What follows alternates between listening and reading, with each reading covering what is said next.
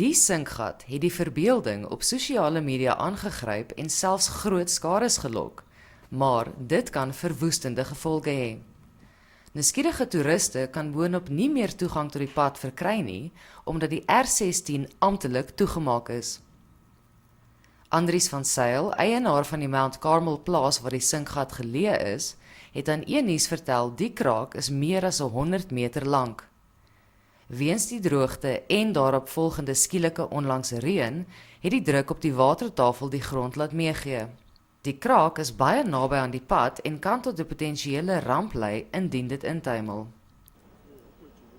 Hoewel die pad gesluit is, word sommige voertuie steeds deurgelaat.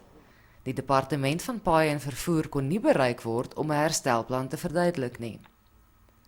Van Sail beveel aan dat 'n blote opvulling van die sinkgat reeds die probleem kan oplos.